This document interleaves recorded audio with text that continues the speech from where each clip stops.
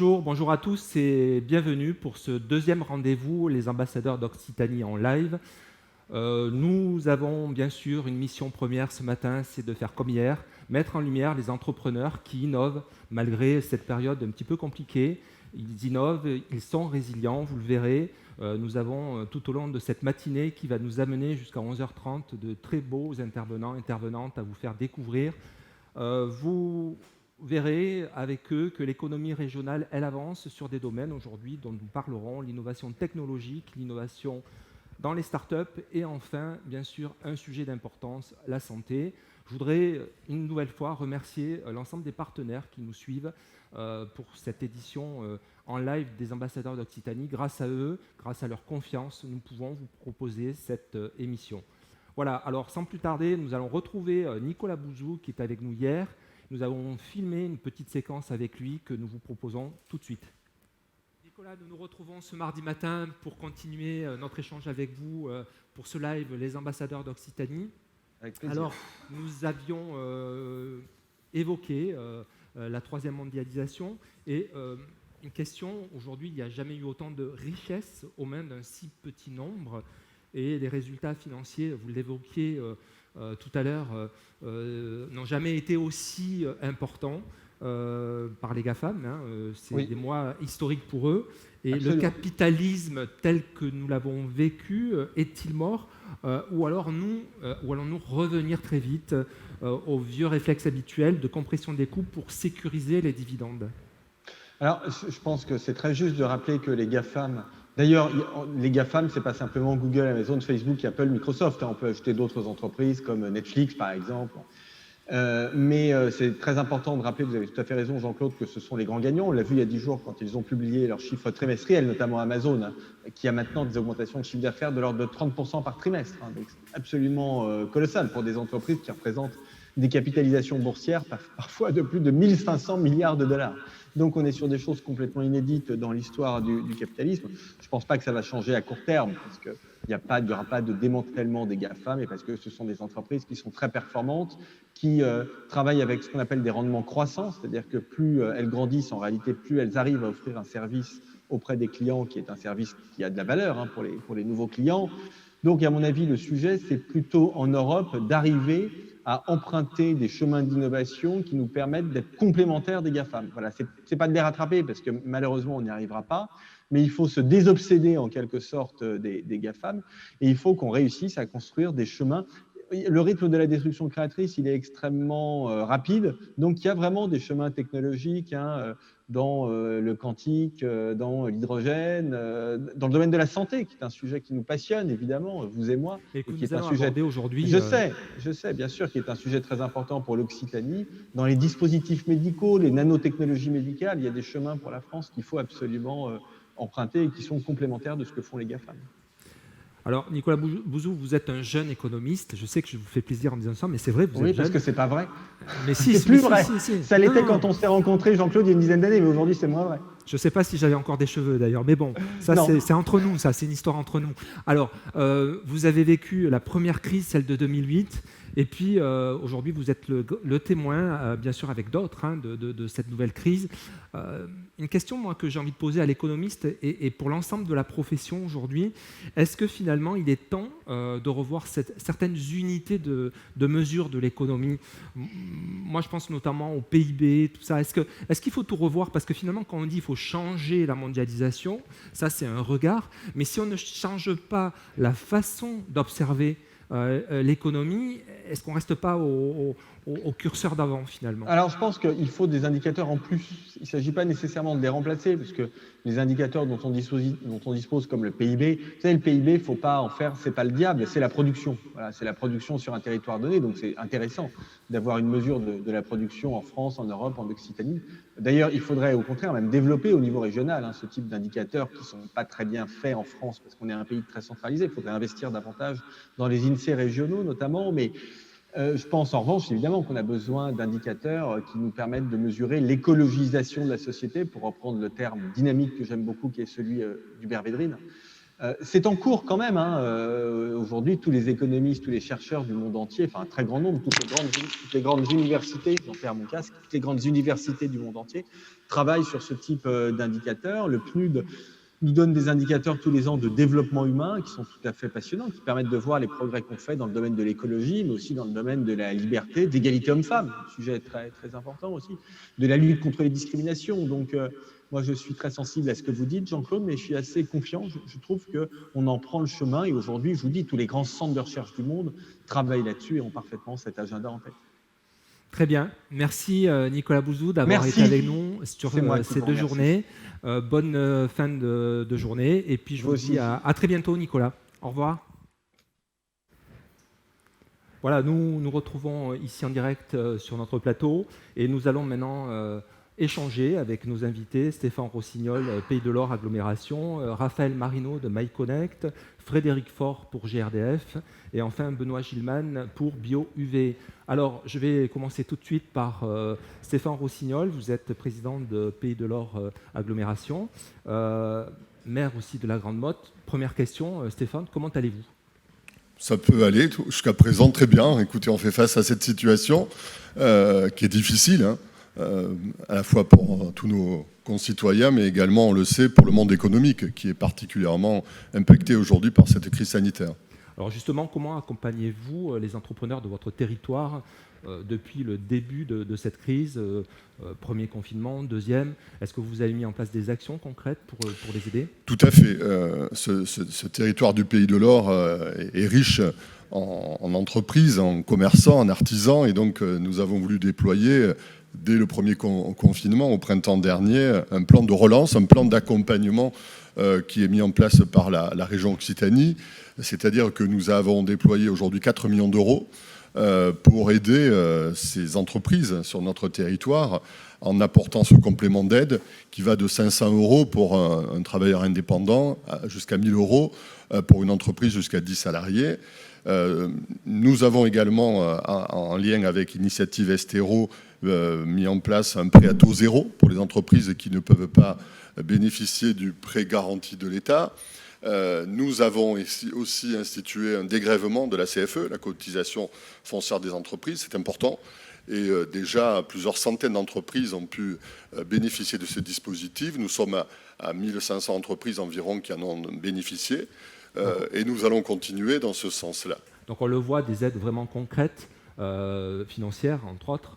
Vous développez aussi l'économie à travers des zones d'activité. Il y a notamment votre parc industriel méditerranéen, le PIOM. Vous pouvez nous en parler un petit peu, tout un tas d'autres choses. Le Pays de l'Or, c'est 14 zones d'activité. Ce sont effectivement aujourd'hui plus de 17 000 emplois, près de 6 000 entreprises. Et ce nouveau parc qui est en pleine construction, qui sera livré l'été prochain, l'été 2021, avec l'installation de plusieurs entreprises, dont deux entreprises phares qui sont Zimmer Biomet et MG Développement. 2 entreprises qui existent déjà, mais qui sont en train de se développer.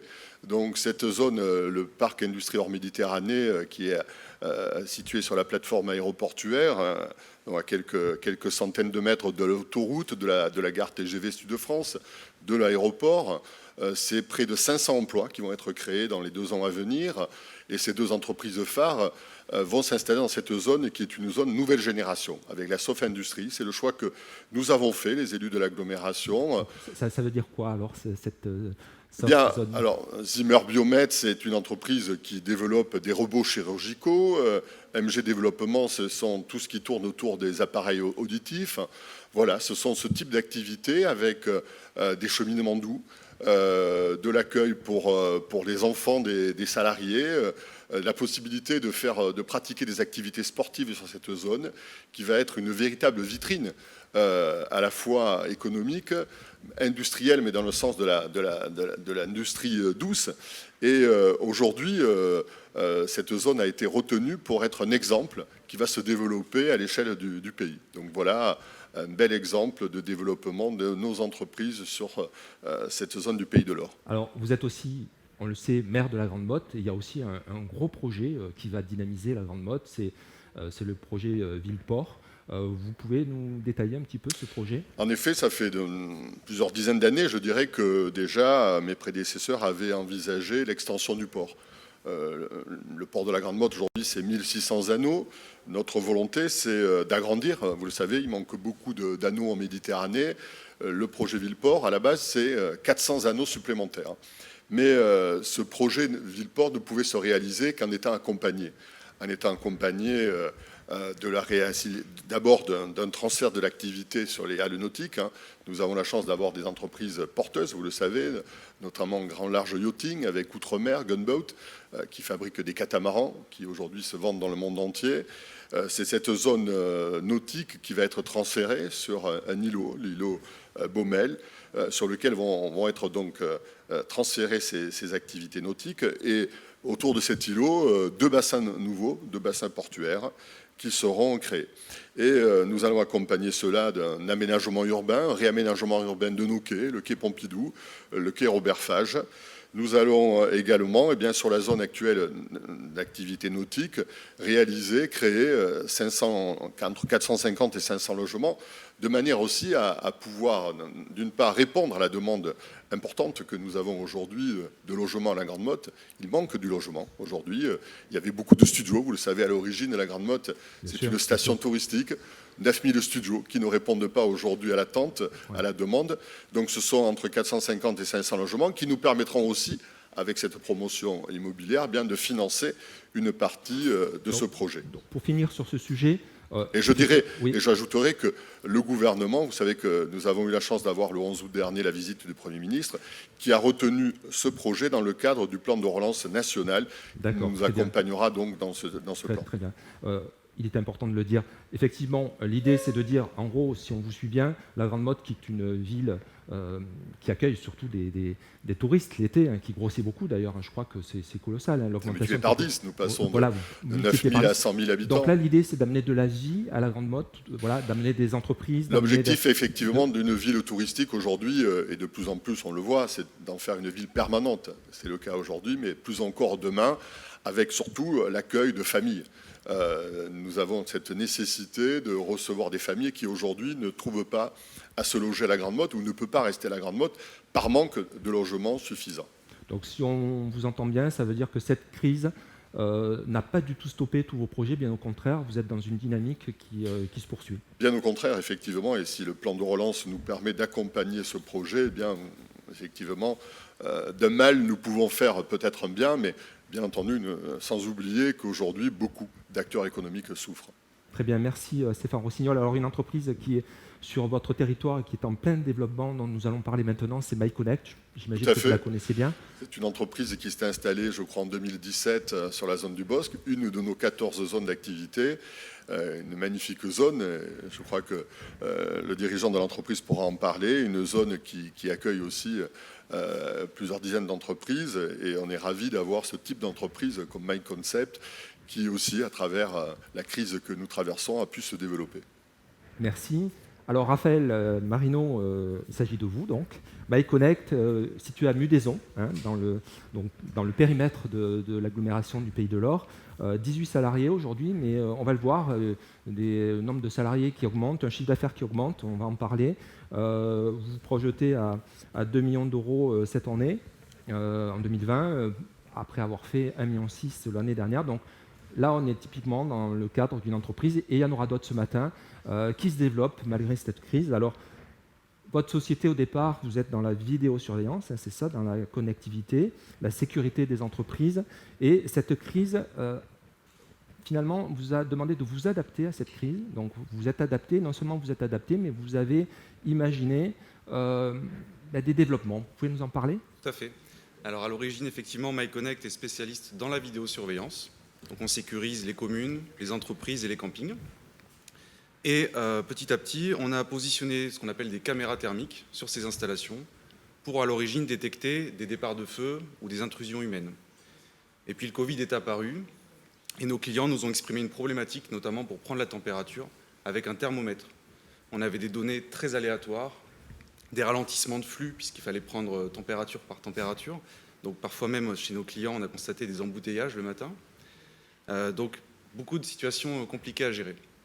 on s'est mis en partenariat avec notre fabricant de caméras pour dire à la caméra thermique, au lieu de prendre une donnée dans un environnement, tu vas prendre la température sur 21 points de mesure du visage et donner la température corporelle. Donc on a une précision de 3/10 de degré et une température instantanément qui s'affiche. Donc on va pouvoir, à partir de 38 degrés, déclencher une alerte et éviter à la personne qu'elle s'expose. L'avantage, c'est que c'est très fiable et très fluide, donc on conserve l'accès, que ce soit aux entreprises ou aux sites publics. L'intérêt, c'est que par exemple, les hôpitaux de Paris sont équipés de nos technologies et orientent même les patients en fonction du degré de température dans différents services. On reviendra sur la technologie et les implications, les questions qu'elle peut poser aussi, cette technologie. Alors on l'a compris, c'est une technologie maintenant que vous mettez à disposition comme un outil de santé. Voilà. Tout à fait. Et moi, une question que j'ai envie de vous poser, c'est comment vous pouvez vous adapter avec vos équipes, parce que là, ça demande un travail à distance finalement, quelque part. Comment vous allez procéder pour installer, je crois que vous avez trouvé un système particulier. Alors effectivement, il y a à juste titre l'innovation technologique, mais il y a aussi l'innovation dans le déploiement de la technologie, puisqu'en plein confinement, on ne peut pas installer nos technologies de la même façon qu'habituellement. On a innové, on a déployé 90% de nos caméras à distance, avec un procédé dont mes équipes ont travaillé très efficacement dessus, où il consistait à en fait échanger des photos avec le client à distance pour déterminer son environnement technique. Et dans notre laboratoire à Mudaison, ça nous a permis de régler les caméras à distance, dans l'objectif d'envoyer au client un kit plug and play.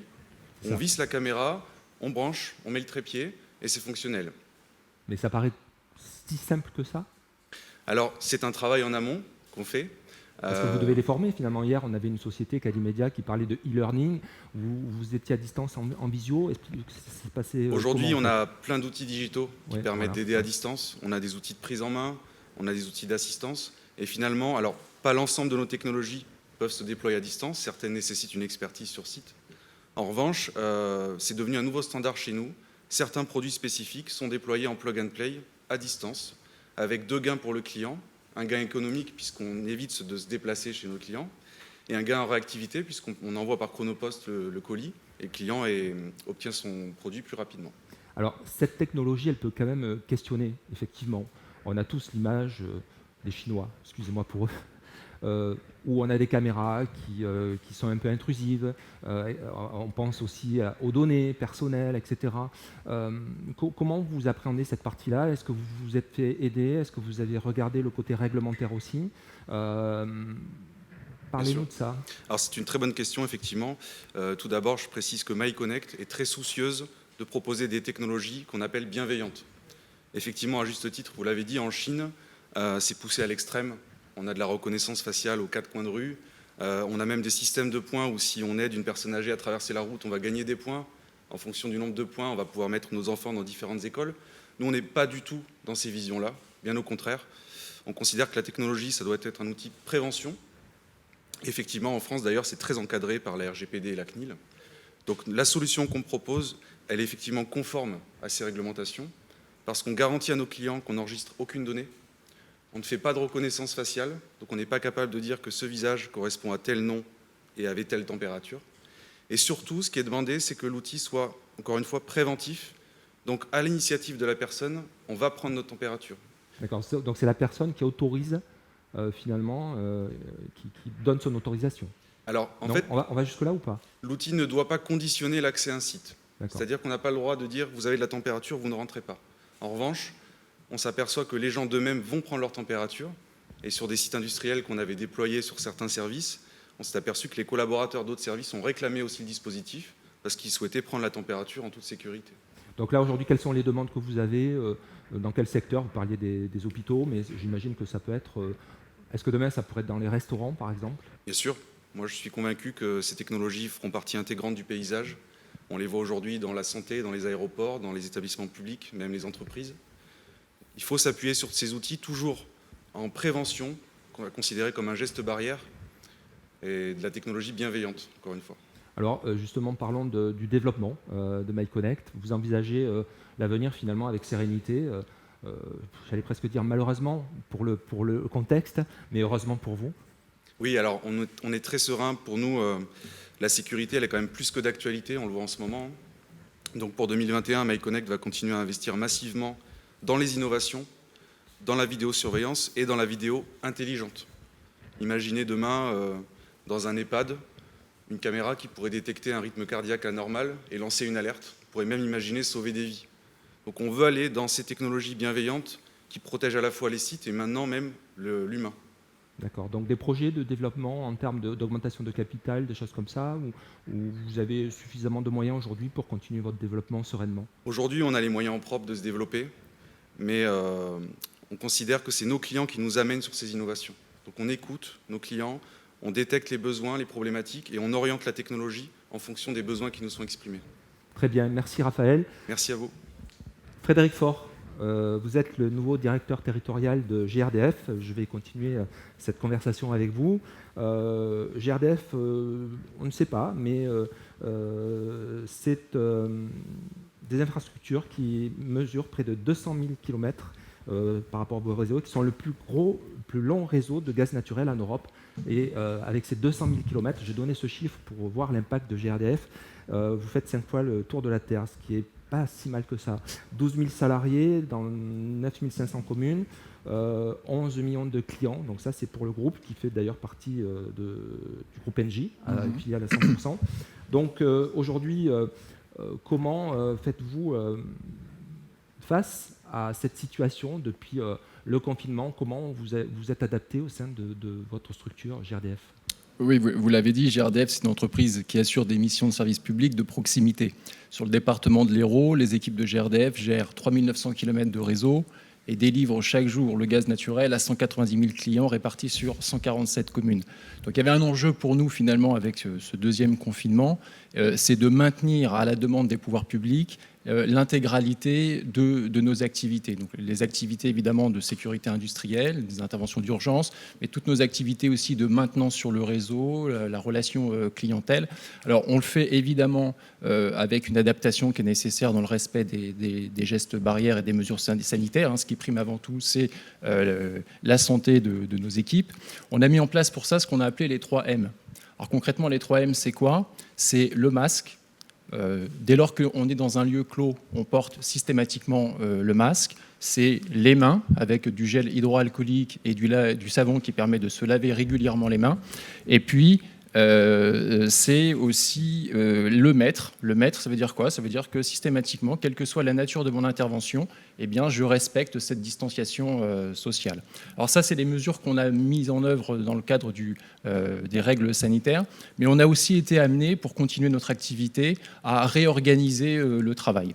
Concrètement, ça veut dire que d'abord, un certain nombre d'activités qui pouvaient être télétravaillées ont été mises en œuvre, au-delà de ce qu'on pouvait faire préalablement à cette période de confinement. Ça veut dire aussi que grâce à nos outils numériques, on a revu la programmation de nos activités pour avoir davantage de flexibilité. On a mis en place des prises de travail par roulement, c'est-à-dire que du coup les équipes n'arrivent pas en même temps sur le site, ce qui permet de limiter le nombre de collaborateurs à chaque fois sur le site.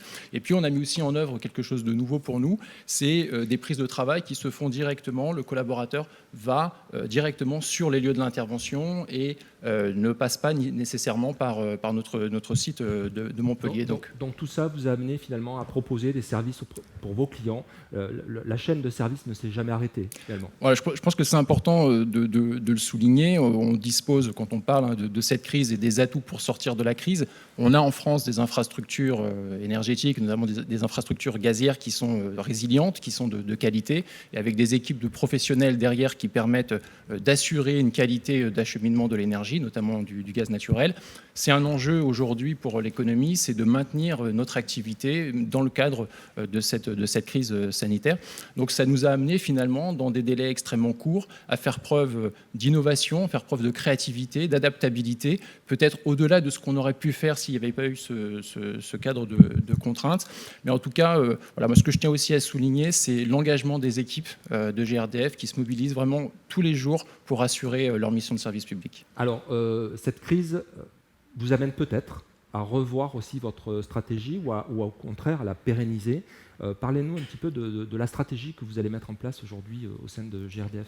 D'abord, il y a ce que je disais sur finalement l'adaptabilité qu'on a su mettre en œuvre. Ça, c'est des enseignements dont on va forcément tirer des conséquences, même au-delà de la crise, et qui sont sans doute aussi des atouts pour sortir de la crise.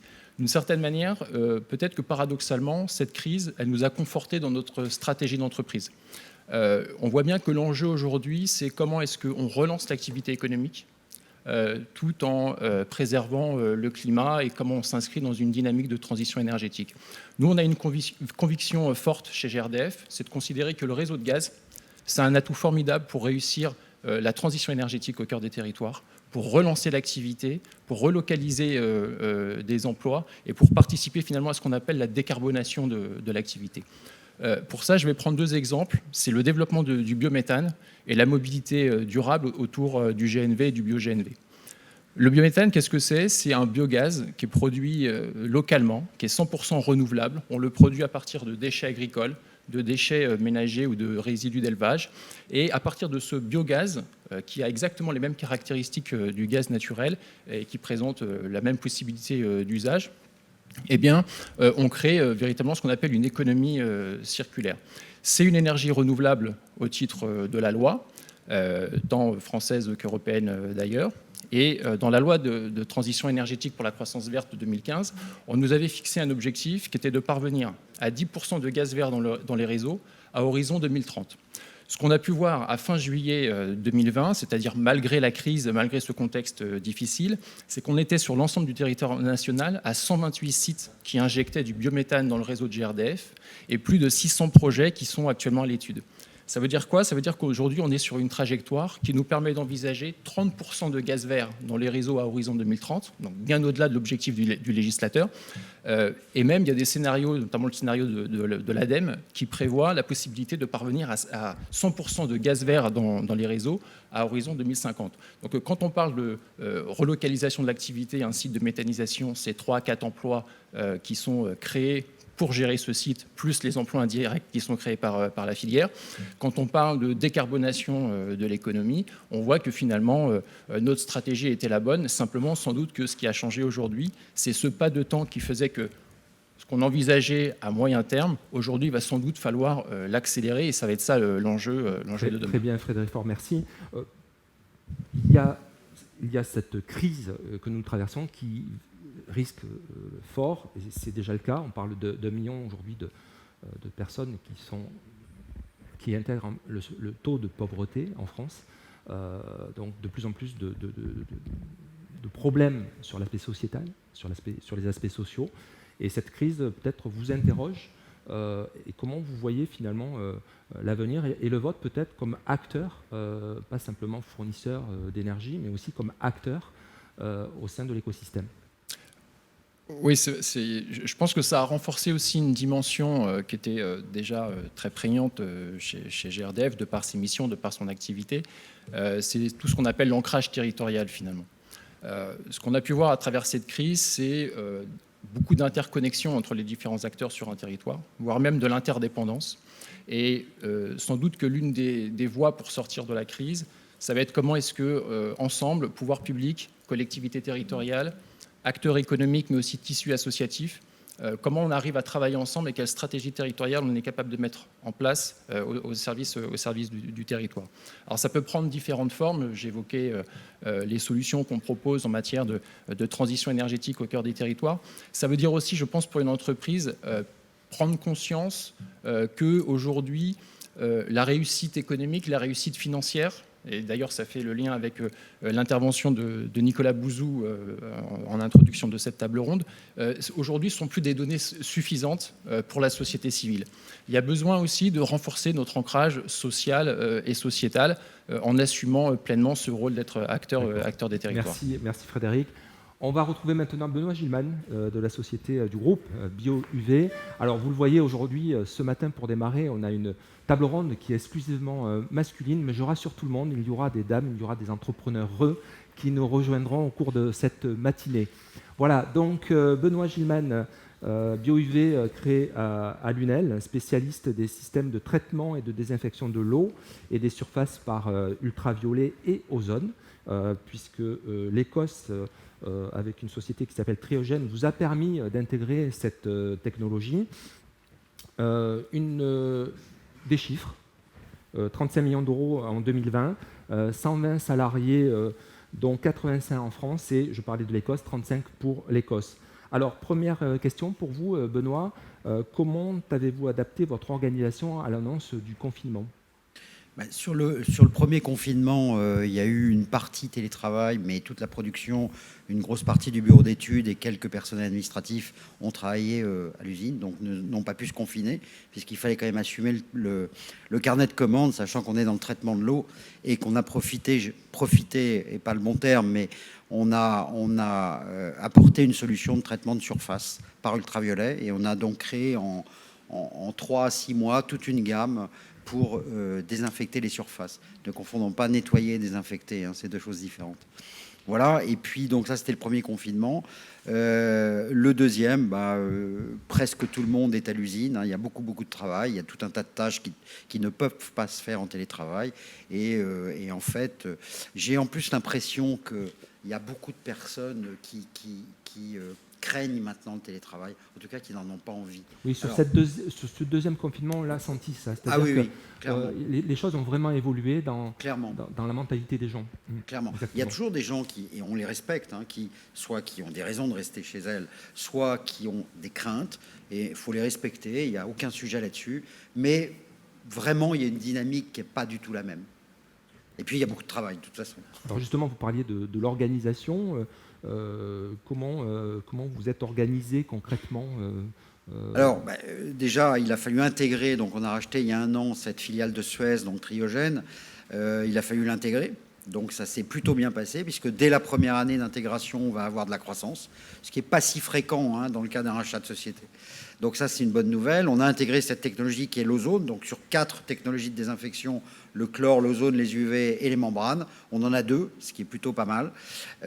Ensuite, on a continué à développer ici, donc à travers nos carnets de commandes, et notamment la croissance très forte sur le traitement d'eau des ballasts de bateaux, qui est une obligation, là, dans la fenêtre de tir entre 2019 et 2025. Il y a eu 1 an accordé de plus aux armateurs, vu la crise.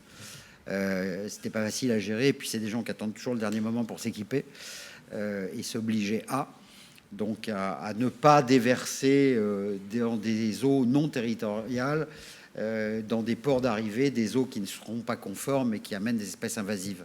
C'est un énorme marché, on est là-dessus. Et puis, j'ai envie de dire bonne surprise, on avait des craintes sur les collectivités en France, puisque entre les élections et la crise, ça faisait 2 raisons quand même de ne pas trop avancer. Et en fait, il y a des piscines publiques qui ont toujours continué à s'équiper de déchloraminateurs. Et puis, il y a eu quelques sujets sur de l'eau usée, la réutilisation de l'eau usée. D'ailleurs, la Grande Motte, que je connais bien, réutilise une partie de son eau usée. Et ça n'est que le début d'un grand mouvement qui doit arriver. Il n'est plus question d'aller laver les voitures ou de laver les trottoirs avec de l'eau en première intention. Et puis, il y a 70% des besoins en eau douce qui sont liés à l'irrigation. Donc, c'est un très gros marché. Donc, finalement, la France a plutôt bien fonctionné et on va faire un peu de croissance sur la France. Et puis, l'export, on fait 70% de notre chiffre d'affaires à l'export. Donc là, ça a été un peu compliqué au Moyen-Orient, un peu moins à d'autres endroits. Enfin, globalement, on va aussi faire de la croissance à l'export. Donc oui, vous parlez de croissance, une forte croissance pour vous cette année. Et en plus, une gageure, vous avez réussi à faire une levée de fonds assez incroyable. Vous avez levé 12,7 millions. Et ça, c'était au 1er octobre. C'est ça, octobre. Oui. Comment peut-on, alors c'est peut-être pour un clin d'œil à votre voisin, comment peut-on lever une telle somme pendant cette période? Alors j'imagine que c'est un process qui avait démarré un petit peu avant quand même. Alors, on est coté, donc on est public, on est en bourse. Bon, c'est pas forcément mon souhait de départ, mais on est rentré en bourse en juillet 2018. Ça s'était pas trop mal passé, on va dire, à une période qui n'était pas évidente non plus, mais enfin bon. Vous aviez levé déjà 10 millions et demi. Oui, 10,5, oui. Ouais. Et ce qui nous a permis d'ailleurs de faire l'acquisition de la société en Écosse. Et puis, en fait, ce que les marchés attendent, alors c'est imprévisible les marchés, vous l'avez vu hier, le CAC à plus 7, nous à moins 7, il n'y a aucune raison, c'est les montagnes russes. Enfin, c'est ça qui est assez pénible à gérer pour un entrepreneur, mais c'est la vie. Et donc, ce que les marchés d'abord attendent, c'est que vous fassiez vos preuves, c'est-à-dire de délivrer ce que vous annoncez. Quand vous dites quelque chose, il faut le faire. Ça paraît purement logique, hein, et c'est dans notre ADN de faire ce qu'on dit et dire ce qu'on fait, mais les marchés attendent ça. Or, il y a beaucoup de gens qui ne font pas tout à fait ça, surtout en bourse. Donc ça, c'est la première des choses. Et pour lever, en fait, et on m'avait prévenu, et j'avais du mal à le croire à l'époque, quand j'étais un peu énervé par toute la procédure d'entrée en bourse et la lourdeur, et on m'avait dit, non mais tu verras, quand tu voudras, tu auras besoin de lever des fonds en deuxième intention, ça va se passer différemment. Et c'est exactement ce qui est arrivé. C'est-à-dire qu'on voulait rééquilibrer la part entre l'actionnariat privé individuel et l'actionnariat des investisseurs institutionnels, et ça s'est bien passé, et on voulait, si possible, essayer de toucher des fonds étrangers. Et on a maintenant 7 fonds qui sont rentrés. Et pourquoi ça s'est assez bien passé ? D'abord, on était un peu dans la mouvance, hein, l'environnement, le traitement de l'eau et le traitement de surface. Donc il y avait vraiment des sujets qui intéressaient les investisseurs. Ensuite, ils nous avaient vus depuis 2 ans, ils avaient vu notre parcours et notre communication, donc confiance.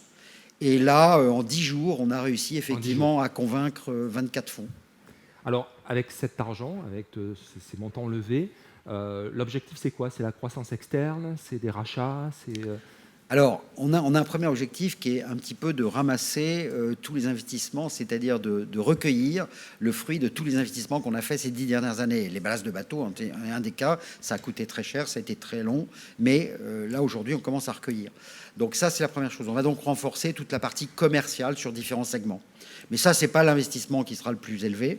Par contre, effectivement, on est en train actuellement de regarder des cibles pour continuer la croissance externe. C'est clairement le but qui a été affiché. Hein. Donc 2021, une année de croissance forte pour le groupe. Donc un objectif de chiffre d'affaires. Allez, Benoît. L'objectif en 2024 en organique, c'est 60 millions. En organique, c'est ça, en organique. Et après, en fonction de la croissance externe possible, on a aussi très très envie de retourner aux États-Unis. Donc là, il faut regarder des partenariats, des joint ventures, des différents sujets. Mais il y a un gros sujet sur les Amériques, et notamment l'Amérique du Nord, sur des sujets sur lesquels on est, quoi. C'est toujours pareil. Magnifique, bravo. Messieurs, il est temps de conclure cette table ronde. Merci à vous 4. Et puis, nous allons maintenant retrouver nos invités pour la prochaine table ronde.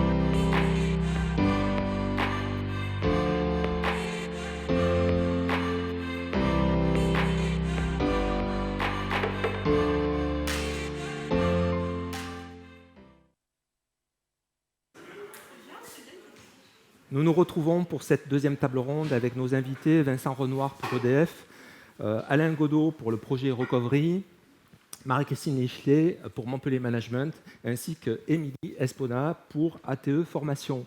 Alors, on va démarrer avec vous, Vincent. Vincent Renoir, vous êtes chargé de mission pour EDF Occitanie. Je rappelle quelques chiffres, 9200 salariés dans notre région. Première question pour vous, Vincent, comment EDF a-t-il traversé cette crise? Quelle adaptation pour vos collaborateurs ici dans la région, pardon. Oui, bonjour à toutes et à tous. Effectivement, le plateau là s'est féminisé, c'est bien, ça change. Là, vous avez entendu, c'est bien. Voilà, c'est très bien, je vous ai écouté. Donc tout à l'heure, ça a été très bien expliqué par notre ami de GRDF, donc je ne vais pas rentrer dans le détail Covid, mais ça se passe bien pour nous. Malheureusement, on a déjà eu l'expérience de ça lors de la première vague Covid, on s'y est déjà adapté. On assure la continuité du service, évidemment, puis on sécurise évidemment nos personnels. Si j'avais une formule à donner, c'est on est là aussi souvent que nécessaire et aussi peu que possible. Donc on essaye d'allier vraiment notre présence là où c'est vraiment extrêmement utile et primordial, quand c'est proche du process notamment. Et puis on joue la carte du télétravail comme tout le monde, et puis on s'organise comme ici à la tribune, un peu différemment, et je pense qu'on arrive pas trop mal à gérer les choses. Ça c'est pour l'aspect interne. On a aussi la crise Covid déclenche aussi un renforcement de notre attitude de proximité, j'allais dire, et d'écoute vis-à-vis des territoires tout simplement. Donc là on travaille pas mal sur le rapprochement avec des acteurs du monde de la solidarité en ce moment. On a créé un fonds d'urgence spécial solidarité vis-à-vis des personnels soignants, mais aussi vis-à-vis des personnes en grande difficulté financière. Donc on travaille actuellement avec pas mal de structures dans cette sphère-là.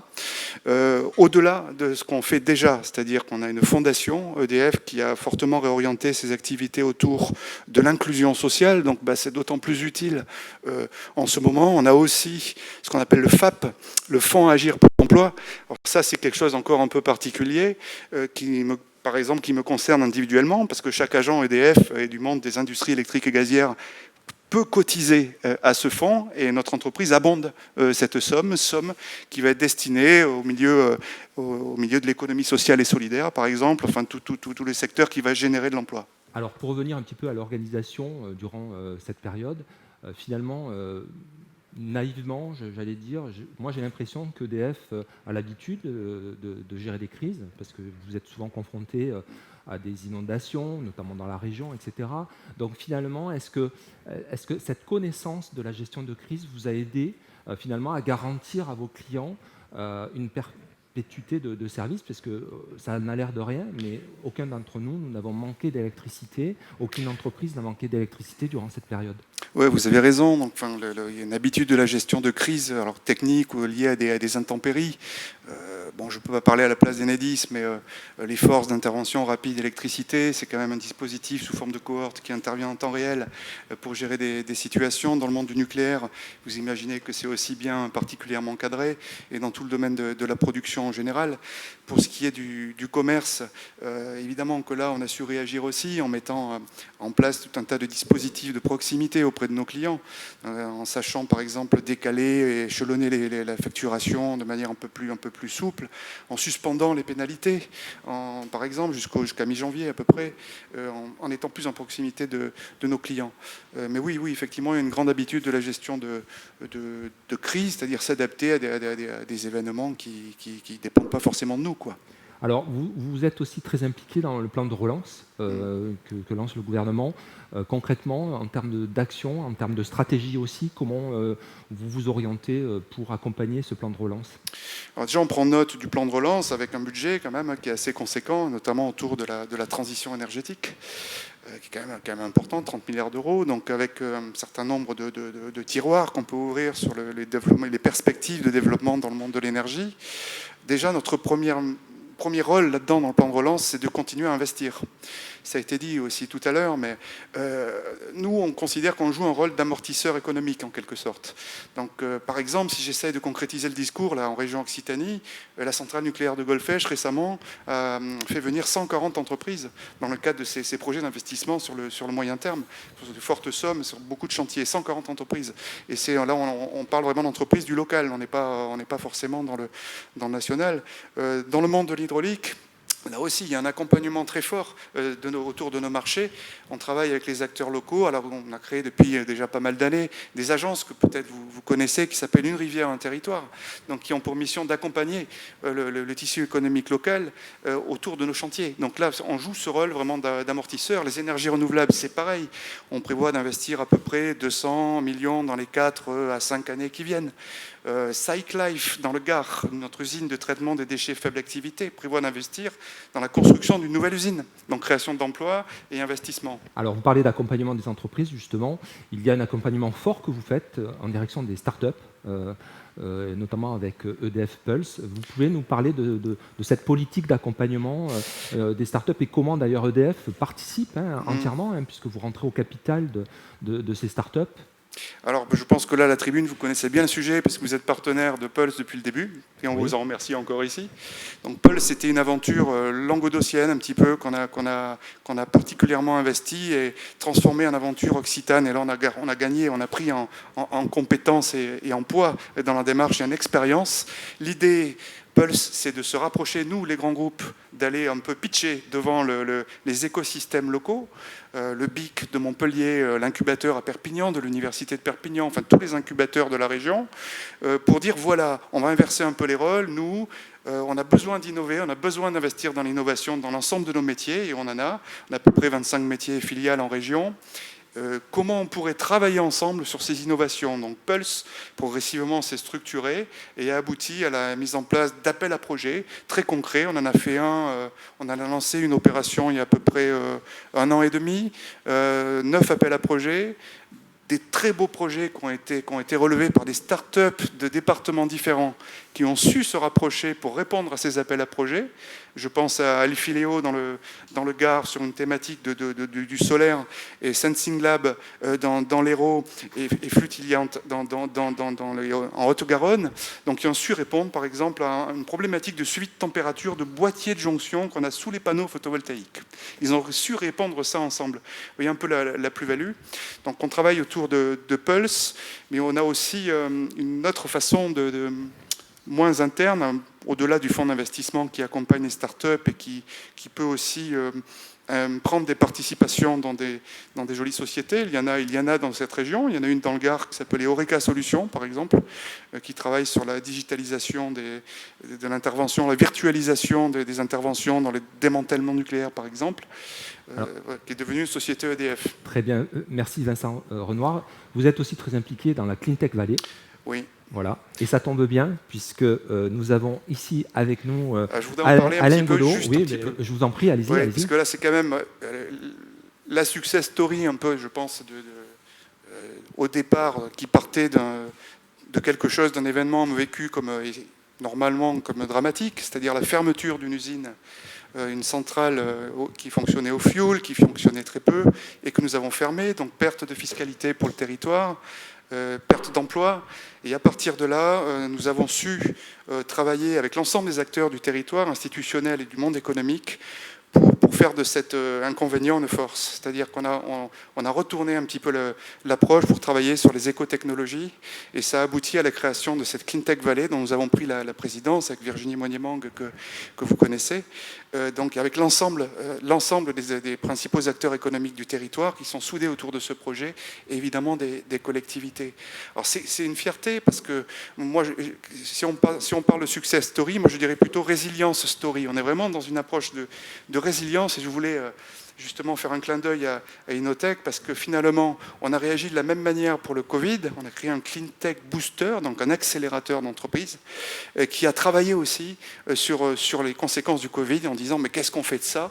On ne va pas en rester là, on ne va pas pleurer. Qu'est-ce qu'on pourrait proposer comme innovation pour répondre aux problématiques du Covid? Merci Vincent.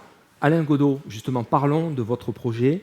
Vous êtes le fondateur d'Innotech, mais là, vous êtes là pour nous parler du projet Recovery, justement, hébergé à la Cleantech Valley. Parlez-nous de ce projet. C'est quoi Recovery? Alors, Recovery, c'est un projet pour développer un robot pour faire de la désinfection, de la contamination, donc dans des locaux, dans des vestiaires, à différents endroits, que ce soit dans l'industrie, dans des lieux d'accueil du public. Donc l'idée, en fait, c'est de monter des systèmes de désinfection par LED ultraviolette, couplés avec une pulvérisation d'un produit, on va dire, virucide. Tout ça sur un robot complètement autonome. Donc le projet a vu sa genèse, en fait, au sein... Pendant le premier confinement. Tout à fait, tout à fait, en avril, donc au sein du Cleantech Booster. C'est-à-dire, vous êtes dit, plutôt que de subir cette crise, on va réfléchir à plusieurs, puisqu'il y a plusieurs entreprises, pour... Réfléchir à plusieurs et aussi le temps de se poser, en fait. Donc lecture d'articles, de la veille technologique, voir ce qui se faisait aussi en dehors. Et suite à l'écriture d'un article, des échanges entre nous, par SMS un week-end, en se disant qu'est-ce qu'on pourrait faire avec un robot autonome et puis un système de désinfection. Et ensuite, au sein du Cleantech Booster, on a aggloméré autour de cette idée, en fait, effectivement, on est 4 entreprises aujourd'hui, chacun ses compétences, chacun ses briques technologiques, et chacun a apporté, Alors en fait... Justement, pour nous expliquer comment vous êtes répartis les rôles, vous, par exemple, votre entreprise au départ, vous faisiez quoi? Alors, et vous avez muté vers quoi? Nous, Innotech, on est vraiment spécialistes de la robotique. Donc l'idée, c'est d'avoir des robots autonomes pour au départ, collecter des données, de la mesure, des vidéos dans des endroits dangereux, inaccessibles, etc. Donc, suppléer l'homme, protéger l'homme dans la collection de ces données. Donc, nous, on a développé toute la partie robotique et autonomie de ce robot. Associé à nous SteriXen, qui est une start-up très proche d'Inaotech, donc le même incubateur anime Bikinovup, Cleantech Booster au niveau accélérateur, 3 ans d'existence, géographiquement très très proche. Donc SteriXen est spécialiste de la désinfection, alors dans tous les milieux, par lumière pulsée également par LED ultraviolette. Donc SteriXen a développé ce système de désinfection. Et ensuite, deux industriels un peu plus développés, 25 ans d'existence, mais très innovants dans leur démarche, et donc avec un esprit très, très, très start-up, on va dire. Donc Cirea, qui est basé à Castres, et qui a, lui, pris à sa charge toute la partie énergie. Donc le robot, il est autonome, donc il n'y a pas d'alimentation électrique, donc il fonctionne sur batterie. Donc Cirea a développé toute la partie énergie. Et ensuite, un autre industriel situé à Laudun, dans le Gard, Fadilec, qui lui s'occupe de tout ce qui est la partie intégration, en fait, donc le montage du robot, on lui apporte. Donc en fait, ce robot, vous le concevez très rapidement, finalement. 2 mois. En 2 mois, voilà, c'est ça. Globalement, pour nous expliquer un petit peu le produit lui-même, donc vous l'avez un petit peu expliqué, mais il fonctionne tout seul, c'est ça? C'est-à-dire que vous le paramétrez et puis après. Tout à fait. Et donc ça peut être. Vos clients peuvent être dans tous les domaines finalement. Hein. Alors on a fait principalement peut-être l'hôpital. Oui, départ, en mai, nous avons fait les premiers essais à l'hôpital de Bagnols-sur-Cèze. Donc là, à l'entrée d'une chambre d'hôpital, en fait, on a posé le robot et le robot est effectivement paramétré à décontaminer toute la partie sol, toute la partie des murs également, et tout ce qui était surface, en fait, on va dire à risque, donc à risque d'être infecté. Un point important, c'est que ce robot, même s'il est autonome, même s'il est destiné à différents locaux et à différents lieux, il ne va pas suppléer le nettoyage manuel. D'accord. Okay. Il va venir en complément. Il va venir faire gagner du temps sur ce nettoyage manuel, mais l'opérateur ou la personne qui est en charge de ces opérations aujourd'hui connaît encore très bien les endroits les plus délicats, et le robot, il ne va pas traiter 100% en fait, des surfaces. Donc c'est vraiment un travail en collaboration en fait, qui sera amené à être mis en place. Et donc en complément, avant ou après, en fonction, avant ou après passage des opérateurs, ce robot permettra de finir et d'être sûr à 100% que toutes les surfaces ont été décontaminées. Alors ce robot, il vous amène à imaginer quel développement au sein de Recovery. Est-ce que vous vous êtes fixé un objectif de chiffre d'affaires? Puisque là, on parle plutôt d'un prototype, hein, c'est ça, hein? Tout à fait. Donc là, vous allez passer en phase de commercialisation. Pour quel objectif? Un prix peut-être qu'on pourrait donner pour imaginer ce que peut coûter un robot, parce qu'on imagine le robot, chacun peut peut-être avoir un robot pour tondre son gazon, etc. C'est ce qu'on disait quand on a préparé l'émission. J'imagine que c'est un peu plus sophistiqué que ça. Tout à fait. Voilà pour mes réponses. Aujourd'hui, l'état d'avancement, en fait, on a effectivement présenté la version 1 du prototype. Là, on finalise la version 2, qui sera le prototype très proche en fait du produit qui sera commercialisé. Ce prototype, en fait, il va être qualifié, et notamment sur des installations EDF à Tricastin, dans des vestiaires, dans des couloirs, etc. Donc on va le qualifier. L'idée de le qualifier, c'est de faire des mesures en laboratoire pour vérifier l'efficacité de désinfection. Donc on va travailler avec SteriXen sur la mise en place on va dire, de témoins, en fait, d'échantillons témoins. On utilisera le robot et en fait on démontrera ou on définira et on annoncera en fait une efficacité de désinfection. Donc la version 2 va être testée d'ici la fin de l'année, et en tout début d'année prochaine on commercialisera la version 3 qui sera la version effectivement qui sera mise sur le marché. En objectif, on s'est fixé un objectif de 10 à 15 robots vendus sur l'année 2021. On va pas voilà, tout va dépendre de l'évolution de la crise sanitaire. On va pas espérer que ça aille encore plus mal. Mais on sent qu'il y a un besoin, et surtout un besoin de rassurer, en fait, de rassurer les utilisateurs, de rassurer les gens qui vont pénétrer dans les locaux. Et la dernière chose, c'est qu'à moyen terme, on a également le projet en fait, de développer une version qui sera spécifiquement utilisés dans l'industrie agroalimentaire. Cette fois-ci, toujours pour la partie virus, mais également pour la partie bactéries. Donc, destruction en fait, des bactéries qui sont quand même un point important dans l'industrie agroalimentaire. Très bien, merci beaucoup Alain. Alors, avant de me tourner et de questionner les dames justement de cette table ronde, vous rappelez qu'à 11h, nous serons dans une autre table ronde sur l'innovation santé avec Indemad pour Montpellier Méditerranée Métropole, Christophe Carniel pour Vogo, Pierre Chauvois de la Banque Populaire du Sud et Bram Enda pour Stérimed. Donc, on parlera santé, on parlera innovation dans la santé, et ça, ce sera aux alentours de 11h10. Alors maintenant, je me tourne vers vous, Marie-Christine Michelet. Vous êtes membre et dirigeante de Montpellier Management. Vous avez une mission de former donc, les managers de haut niveau au sein de Montpellier Management, d'entreprendre et d'innover. Parlez-nous de ça, parlez-nous de ce que vous faites à Montpellier Management. Tout à fait. Donc, effectivement, à Montpellier Management, nous formons des managers, nous formons même, je dirais, des leaders. Notre mission, effectivement, est de former des personnes qui sont orientées également management responsable. Effectivement, il y a une valeur qui est très très importante, c'est l'éthique pour nous. Et nous avons en particulier justement un master il s'appelle Management de la transition écologique et de l'économie de la transition écologique, et en partenariat justement avec la Cleantech Valley. Donc, il y a cette valeur d'éthique qui est très, très importante. Alors, Montpellier Management, qu'est-ce que c'est en quelques chiffres? Donc, on a environ 4000 étudiants. On a 600 apprentis cette année à peu près. C'est vraiment, nous sommes très orientés professionnalisation et relations avec les entreprises. On a également 500 étudiants e-learning.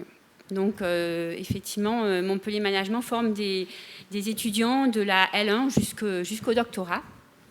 Et on tient vraiment à ce côté professionnalisant des formations. Alors, on parle d'innovation et de start-up. Comment Montpellier Management vous accompagnez cette filière et comment vous formez finalement vos étudiants dans ces deux activités? Tout à fait. Alors, innovation et start-up, effectivement, ce sont des termes qui nous parlent beaucoup. Déjà, donc, Montpellier Management, donc, nous sommes un organisme de formation. Il ne faut pas oublier quand même la recherche, puisque nous appartenons à l'Université de Montpellier. Donc, on innove depuis très longtemps, puisque nous avons depuis plus de 10 ans des formations en e-learning. Ça va justement de la licence jusqu'au Master 2 cette fois. Nous avons été la première composante de l'Université de Montpellier à proposer ces formations en enseignement à distance. Donc, c'est une innovation déjà dans la pédagogie, ce qui permet d'avoir des étudiants qui sont capables de résoudre des problèmes complexes. Au final, ça se traduit par exemple par de l'enseignement par projet. Ça s'est traduit récemment par le lancement d'un serious game consacré justement à la création d'entreprises. Donc ça, c'est pour la partie innovation qui est très importante pour nous. Partie création d'entreprise, alors c'est vrai qu'on a une longue histoire consacrée à la création d'entreprise, tant en termes de recherche que de formation, puisqu'en effet, il y a un gros pôle recherche consacré à l'entrepreneuriat. Et en termes de formation, nous avons également des masters, 4 masters et 2 licences professionnelles, dont une vraiment consacrée à la création d'entreprise. Alors, ça veut dire concrètement que des étudiants se forment à être entrepreneurs. Alors, il y a à la fois le côté formé à être entrepreneur ou formé à accompagner les entrepreneurs. Donc, par exemple, la licence professionnelle création d'entreprise, justement, s'adresse à des personnes qui souhaitent créer une entreprise. C'est vraiment la condition pour entrer dans cette licence et qui vont, tout au long de l'année, travailler avec les enseignants pour définir précisément leur projet de création d'entreprise. Et sur l'accompagnement, on a un master effectivement qui est accompagnement entrepreneurial qui va accompagner cette fois les entrepreneurs. Alors justement, on parle beaucoup de cette crise là depuis qu'on a démarré cette émission. Comment ça vous amène des développements? Est-ce que vous avez des projets de développement? Est-ce que finalement cette crise a été quelque part bénéficiaire pour vous imaginer dans le futur? Tout à fait. Alors simplement, juste un dernier mot, c'est vrai pour l'accompagnement des entrepreneurs. Donc c'est Montpellier Management qui a créé l'incubateur étudiant de l'Université de Montpellier. C'est-à-dire que ce sont des enseignants de Montpellier Management qui l'ont créé, qui le gèrent, qui vient d'être lancé il y a fin septembre, donc il y a peu de temps. Alors comment nous on a réagi? Effectivement, on s'est posé la question de savoir comment au final on pourrait essayer de transformer cette contrainte en opportunité. Alors c'est vrai qu'on est passé au cours à distance, enfin on était déjà en partie, mais surtout tous les enseignements, aux examens à distance. Nous, on a essayé d'aller encore plus vers le digital. Ça s'est traduit par exemple par l'événementiel qui était plus vers le digital. On a fait des pré-rentrées, 3 pré-rentrées totalement en ligne avec un live YouTube. Donc à la fois des vidéos de présentation et un live YouTube. Là, c'est plutôt bien. Quand vous dites événement, on a l'image de ces étudiants qui ont fait des fêtes et on a beaucoup reproché ça. Donc là, finalement, vous avez trouvé une solution pour dire... Non, on a fait pré-rentrée à distance. Donc on leur a demandé de ne pas faire de fête. Donc après, bon, ils sont majeurs, hein, ce sont eux qui voient. Mais en tout cas, j'ai bien précisé qu'on ne pouvait pas être responsable des fêtes qu'ils faisaient. Donc l'événementiel, donc il y a cet aspect-là. On va avoir prochainement un événement interne totalement digitalisé. Autre point, donc j'ai dit, on est passé totalement en enseignement à distance et notre interrogation a été comment miser sur le fait que finalement tous les enseignants se sont mis à l'enseignement à distance pour proposer de nouvelles formations totalement à distance et notamment des formations courtes vers les professionnels. Alors justement, parlons-en. Je sais que vous avez des projets pour 2021. Oui. Projet pour 2021, alors en quelques mots, donc 3 grands projets. 2021, pour nous, c'est l'année de la mise en place de la nouvelle offre de formation. C'est-à-dire que nous avons revu toute l'offre de formation, de la licence toujours au master. On a 25 masters, donc c'était quand même une grosse offre de formation. On est passé tout en compétences. Justement, l'idée de pouvoir ensuite proposer à des personnes qui sont en formation continue de pouvoir valider des compétences. Donc ça, c'est déjà le gros projet 2021, c'est la mise en œuvre de cette offre de formation. Deuxième idée, continuer dans la mise en place de formations courtes en misant sur notamment l'enseignement à distance et notamment un certificat en comptabilité va être lancé en janvier. Donc ça, c'est pour 2021. Et dernier point, donc on crée une e-boutique, donc là encore vers le digital. Alors e-boutique, on vendra des produits de la marque Montpellier Management et Université de Montpellier, bien sûr, plutôt à destination des étudiants, mais bien sûr, c'est ouvert à tout le monde. Vous pourrez regarder. Qu'est-ce qu'il y aura dans cette e-boutique ? Alors pour l'instant, il y aura une gamme, on va commencer par une petite gamme. Il y aura des produits, des suites, des gourdes pour les étudiants. L'idée de créer une identité Montpellier Management et de proposer des produits aux étudiants. D'accord, très bien, très bien. Alors justement, en parlant des étudiants et des ex-étudiants, en l'occurrence, avec Émilie Espona, c'est une étudiante que vous avez eue chez vous, que vous connaissez bien, et qui en plus a fait la gageure de passer directement du monde étudiant à l'entrepreneuriat. C'est un très bon exemple. Tout à fait. Alors, effectivement, on peut dire directement parce qu'Émilie a créé une entreprise de suite après son Master 2. Alors, je connais bien Émilie pour l'avoir eue en cours pendant 3 ans, si je ne me trompe pas. Elle a fait un Master 2. J'ai suivi pendant son stage. Donc, c'est vraiment une étudiante qui était toujours très motivée, très intéressée et qui avait déjà en Master le projet de créer une entreprise. Donc, c'est assez rare quand même, je dois le dire. Et finalement, elle a concrétisé son projet dès la fin du Master. Eh bien, on la retrouve alors, Émilie, bonjour. Vous êtes une très jeune entrepreneur, vous avez tout juste 30 ans. Et donc, comme on le disait, vous avez créé Etiseo, votre entreprise, en sortant à la fin de vos études, en fait. Donc, on va parler aujourd'hui, certes, d'Etiseo, mais d'ATE Formation, donc une filiale, puisque Etiseo, c'est avant tout, au départ, une agence de web marketing. Et ATE Formation viennent compléter le dispositif. Parlez-nous de la raison du pourquoi avoir créé ATE Formation et comment ça se passe, parce que je sais que vous aussi, vous connaissez un développement assez incroyable dont vous allez nous parler. Oui, alors on a créé ATE Formation puisque on avait une demande, tout simplement, à chaque fois qu'on crée une structure, c'est parce qu'il y a un besoin, donc une demande, des dirigeants d'entreprise de se former sur certains sujets. Nous, notre domaine, c'est la digitalisation, le marketing digital. Et il y avait une volonté de plus en plus de se former. Donc on a créé à la base un organisme de formation pour avoir ce numéro d'agrément et dispenser des formations. Et puis est venue forcément cette crise, le confinement. Donc déjà la création c'était en décembre 2019. C'est ça. Et donc depuis effectivement ça s'accélère, notamment depuis la crise, c'est ça ? C'est ça, exactement. Disons qu'on a créé cet organisme de formation pour répondre simplement à cette demande. On commençait un petit peu à faire de la formation auprès des dirigeants, mais aussi auprès des équipes, des salariés, etc. Et bon, c'était un centre assez classique et qui fonctionnait exclusivement sur le digital et un petit peu de présentiel par rapport à nos clients Etiseo. Et s'en est suivi cette crise et ce confinement et une demande de plus accrue surtout des dirigeants d'entreprise qui se retrouvaient un petit peu coincés, c'est-à-dire qu'ils ne pouvaient pas forcément faire de la vente à distance, ils n'avaient pas forcément les outils, il fallait un petit peu occuper son temps, il fallait voir qu'allaient faire les salariés au chômage partiel. Donc du coup, on a eu de plus en plus de demandes de formation. Et à ce moment-là, on a essayé de trouver des solutions. Comment pouvez-vous réagir aussi vite en fait? Comment vous avez fait avec vos équipes pour passer? C'est quand même un autre métier, quand on est agence web marketing et puis passer à la formation.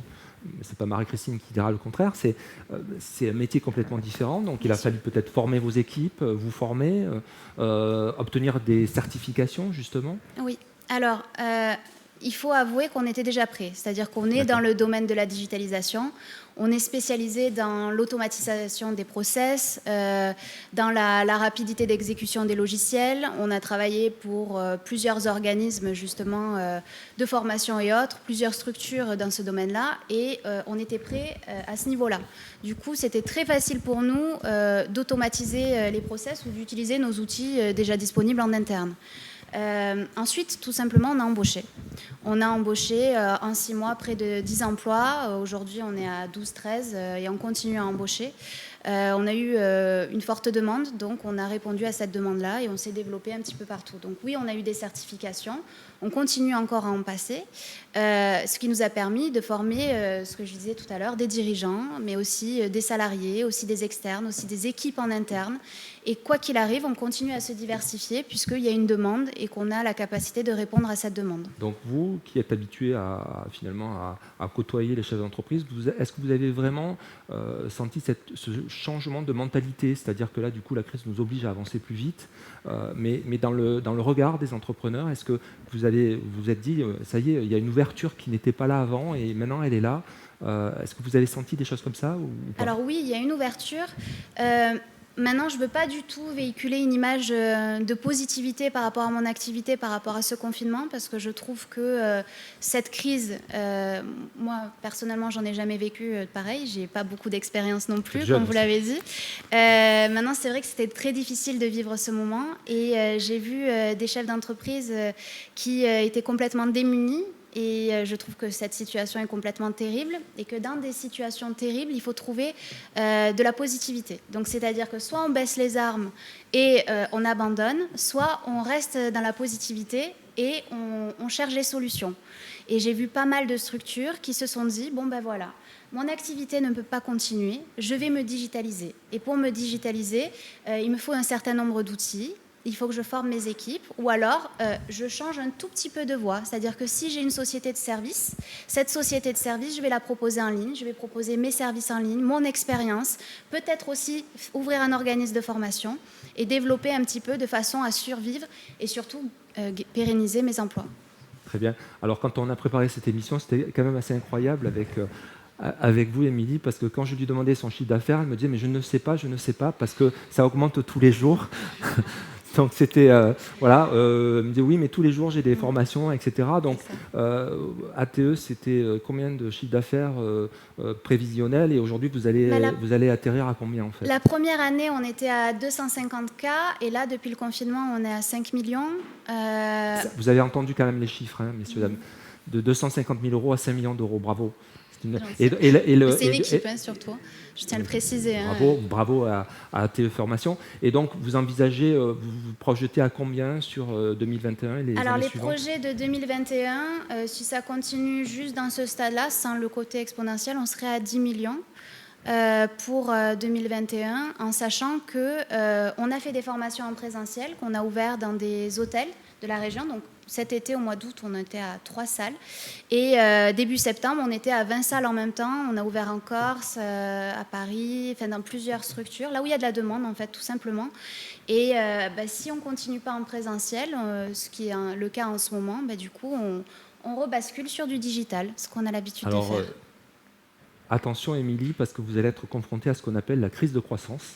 Il va peut-être falloir envisager une augmentation de capital ou des choses comme ça. Est-ce que c'est prévu d'ailleurs? Tiens.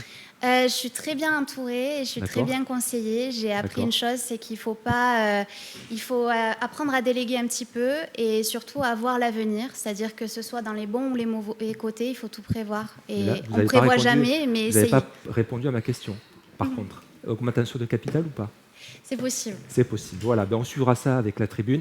Merci à tous pour avoir été avec nous. Et maintenant, nous allons accueillir nos invités pour la table ronde Innovation Santé. Indemad pour Montpellier Méditerranée Métropole, Christophe Carniel pour Isicov, Pierre Chauvois pour la Banque Populaire du Sud et Bram Enda pour Sterimed.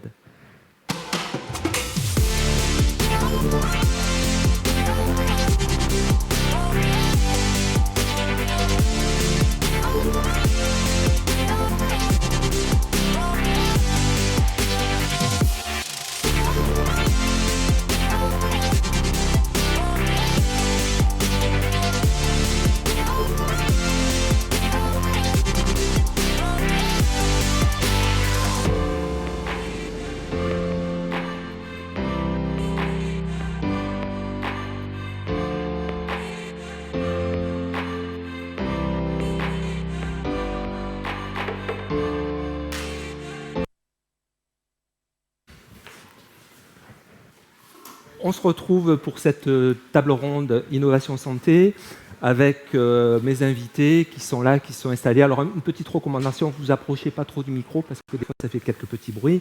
Voilà, on va parler avec vous d'innovation, on va parler de territoire avec Inde et Mad aussi. Merci d'être avec nous. On va commencer par vous, Inde. Vous êtes vice-présidente en charge de l'économie au sein de Montpellier Méditerranée Métropole. Donc, nouvelle dans le métier d'élu, finalement, puisqu'on vous connaît comme chef d'entreprise et dirigeante de Faciligo.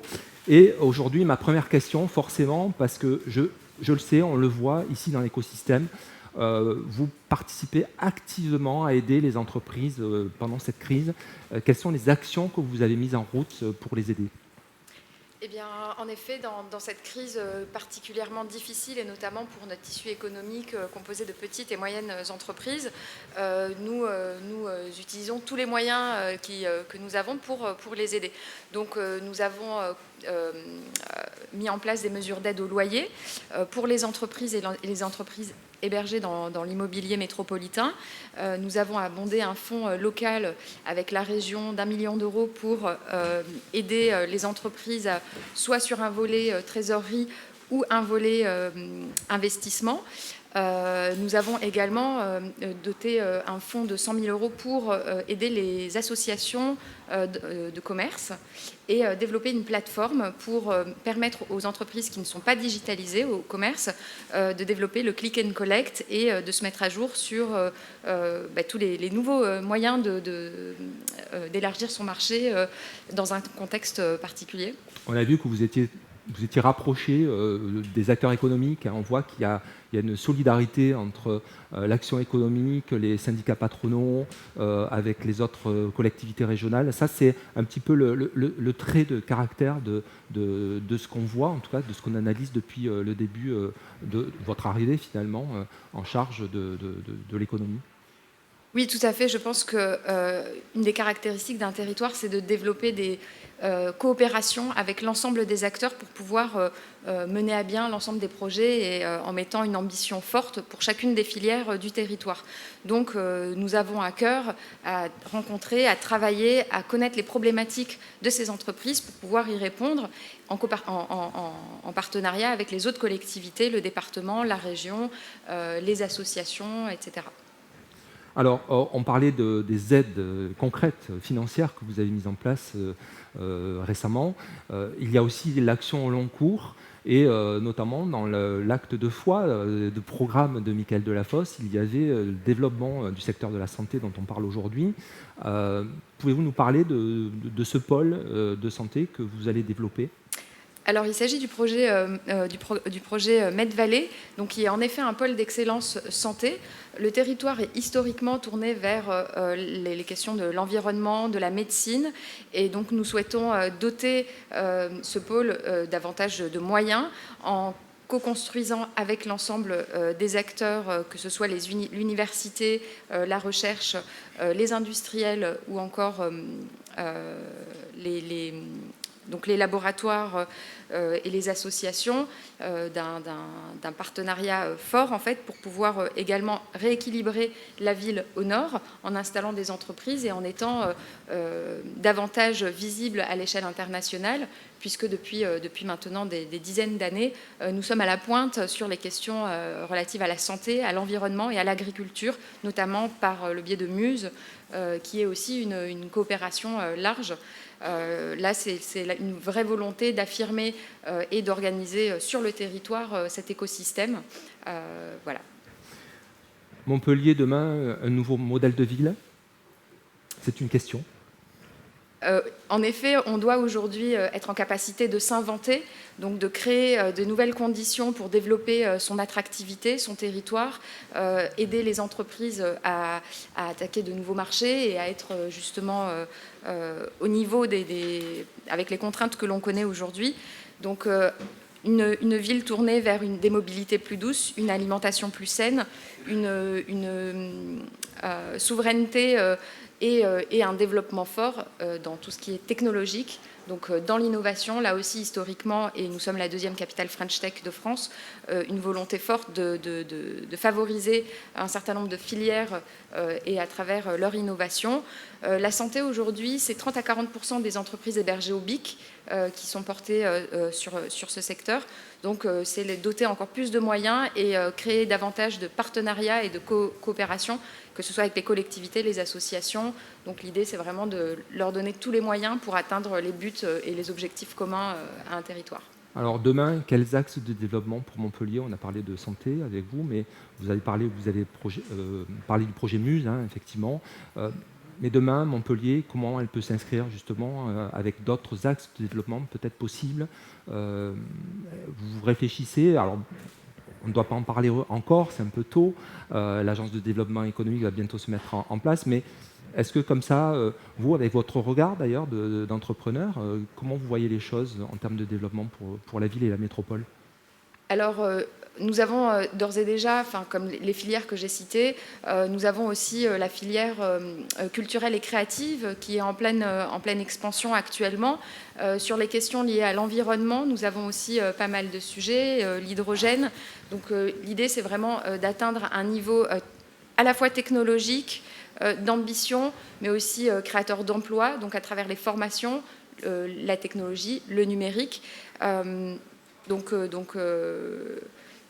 Vraiment, voilà, il y a énormément de sujets et nous sommes en train de les co-construire avec les autres collectivités notamment, avec les perspectives, voilà, demain, le vaccin sera là et on va pouvoir continuer à développer ces activités. Mais je pourrais en reparler. En tout cas, c'est un bon relais pour votre voisin. Vous parlez de vaccins. On va parler de tests salivaires avec Christophe Carniel. Christophe Carniel, on vous connaît. Vous êtes le sémillant entrepreneur dirigeant de Vogo, donc application dans le domaine du sport, largement en développement aujourd'hui. Et puis, pendant cette crise, vous savez vous faire de l'innovation. Depuis qu'on vous suit avec la tribune, c'est quand même assez une success story qui continue, qui recommence chaque fois. Alors là, certes, on est dans un contexte un peu particulier, puisque c'est lié à la crise. Donc, en fait, pendant cette crise, vous avez l'idée, pas tout seul, bien sûr, avec d'autres, de monter ce projet EasyCoop. Pouvez-vous nous dire comment est né le projet et comment il est en train de s'articuler, de se développer aujourd'hui? Oui, bonjour Jean-Claude, bonjour à tous. On n'a pas eu l'idée. Voilà. Déjà, je tiens à le préciser, l'idée c'est... Vogo, voilà. Vogo n'a pas eu l'idée. Vogo n'a pas eu d'idée, on est venu nous chercher. Alors effectivement, Vogo, c'est une entreprise qui est très active sur le plan international dans le monde du sport. Arrive cette crise Covid au mois de mars, qu'on avait vu d'ailleurs nous un peu arriver, parce qu'on a des activités notamment en Asie, voilà, qui ont fait qu'on avait vu arriver un peu cette crise d'abord sur le continent asiatique. Et effectivement, le sport a été immédiatement impacté par l'arrivée de cette crise Covid. Il a été impacté de deux façons. Il a été impacté d'abord dans la pratique. On voit que la distanciation physique ne peut pas se réaliser dans un certain nombre de sports collectifs ou de sports de combat. Et puis il a été très impacté aussi dans la participation aux événements sportifs sur lesquels nous on agit, les départements de participation aux événements de haut niveau, télévisés.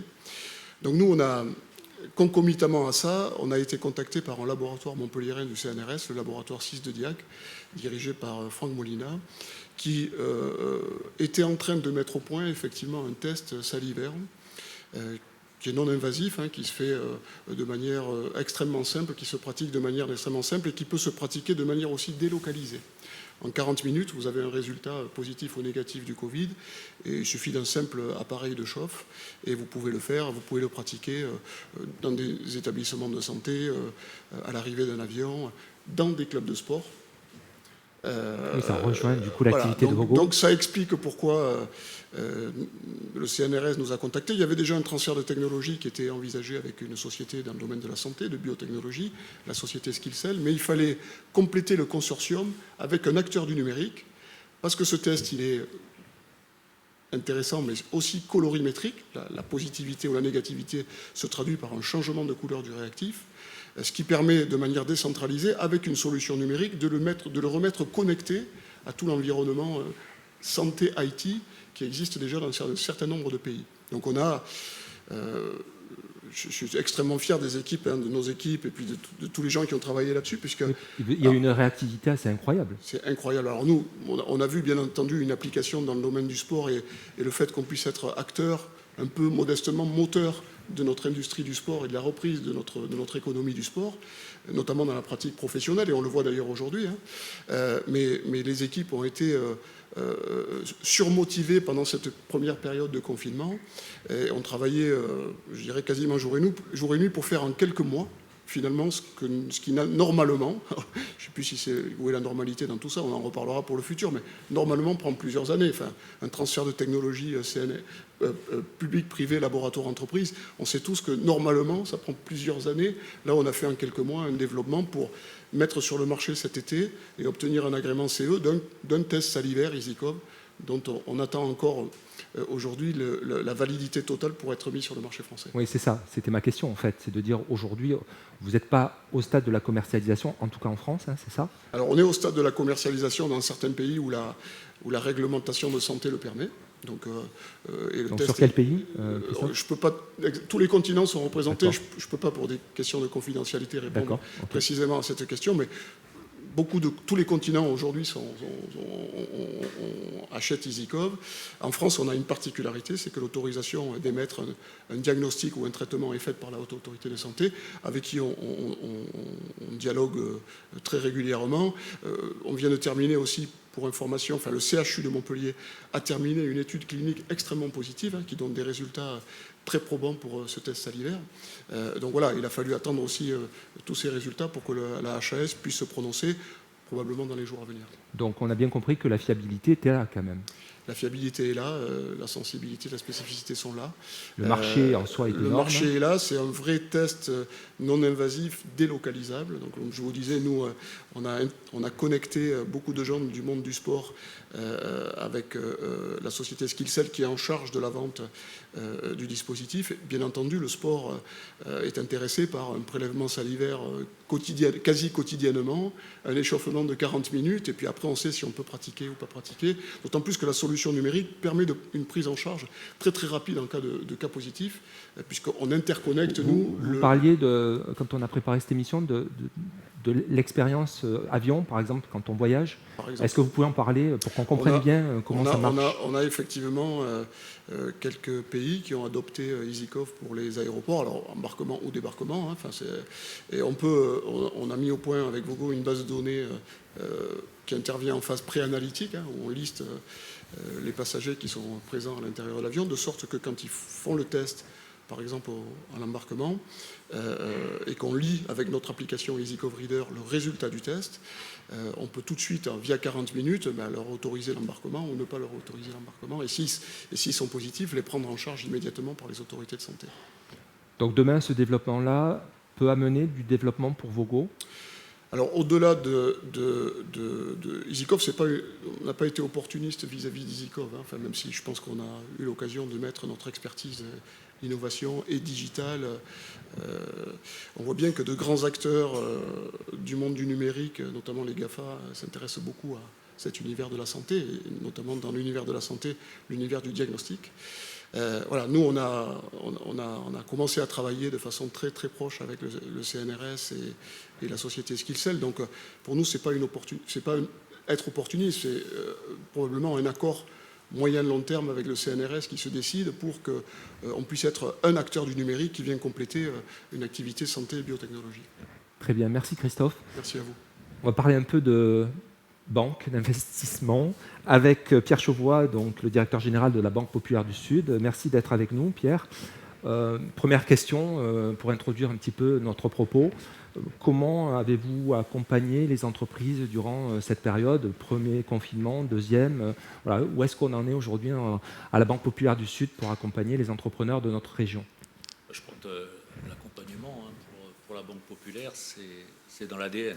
C'est dans l'ADN de la banque d'être présent au niveau des entreprises quand elles se créent, quand elles se développent et à toutes les étapes de leur vie.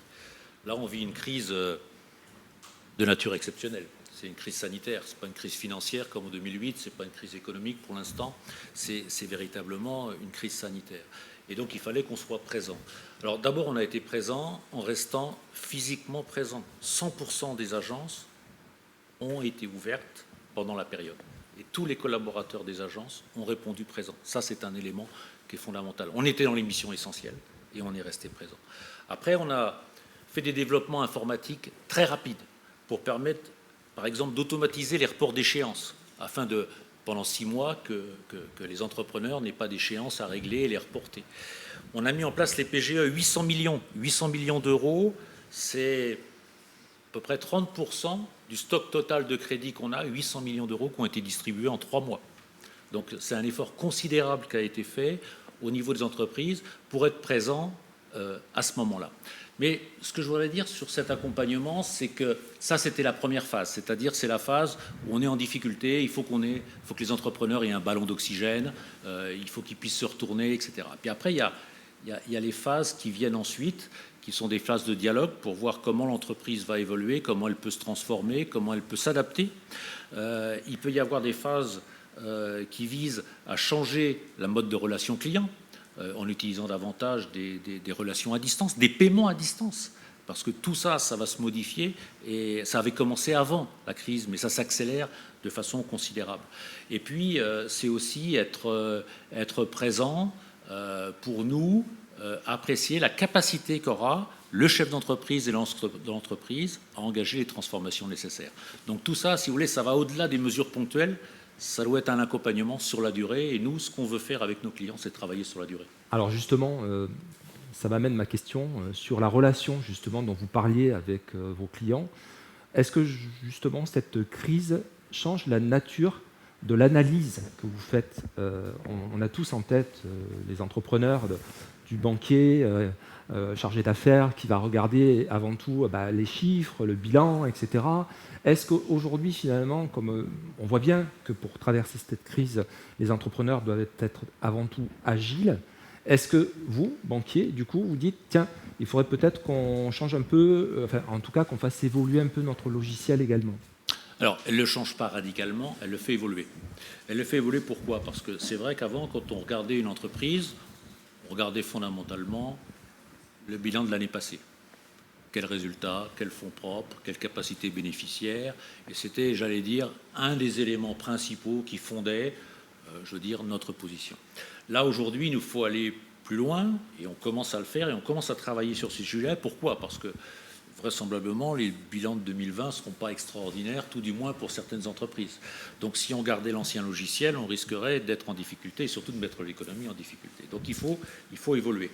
Et en fait, on revient aux fondamentaux, c'est-à-dire apprécier d'abord le chef d'entreprise, la qualité qu'il a, la capacité qu'il a à se poser des questions, à réinventer un nouveau modèle, à transformer son entreprise. Ça, c'est important, entre guillemets, l'appréciation qu'on porte. Deuxièmement, des appréciations plus économiques. Est-ce que ses fournisseurs sont divisés? Est-ce que ses clients sont divisés? Comment il travaille? Est-ce qu'il peut créer de nouveaux produits, etc., etc. Donc on se repose des questions sur le business plan, c'est-à-dire comment l'entreprise va recréer de la valeur demain. Et donc on est obligé d'avoir une vision qui n'est pas simplement une vision du passé, mais aussi une vision du futur, c'est-à-dire la capacité qu'aura l'entreprise à assurer sa pérennité par sa capacité à évoluer, à se transformer, à s'adapter. Et là, on est obligé de revoir un peu, à ce niveau-là, nos grilles d'analyse de l'entreprise pour bien sûr toujours être présent et suivre tous ceux qui ont des projets. Alors, vous parlez de la grille d'analyse des entrepreneurs. On a avec nous Indemad, Montpellier Méditerranée Métropole. Finalement, c'est vrai qu'on parle beaucoup, vous l'avez compris, de l'Occitanie, ex-Languedoc-Roussillon dans cette émission. Et est-ce que votre regard, justement, sur notre territoire est de dire, finalement, cette crise, peut-être, amènera notre territoire à peut-être s'en sortir, finalement, pas si mal que ça. On a toujours tendance à opposer, pas à opposer, mais à regarder, en tout cas, à sous-peser Toulouse-Montpellier. Mais est-ce que finalement, cette crise, avec ses secteurs d'activité particuliers, avec son écosystème d'entrepreneurs, de start-up, d'innovation, est-ce que finalement, vous dites, vous qui êtes aussi économiste, comment ça va être demain et finalement, est-ce que ça va être plutôt mieux qu'avant par rapport à Toulouse? Alors d'abord, je pense qu'il faut rester optimiste. Pessimiste dans la réflexion, optimiste dans l'action. Ça, c'est fondamental. Je pense qu'il y a des opportunités extraordinaires qui vont exister demain pour les entrepreneurs. On a la chance dans notre région. On a parlé de la santé, qui est un secteur qui, dans les années qui viennent, va prendre un essor particulier. Et on est, dans ce domaine-là, très performant. On est bon, et là, dans la région, c'est important, sur l'agroalimentaire.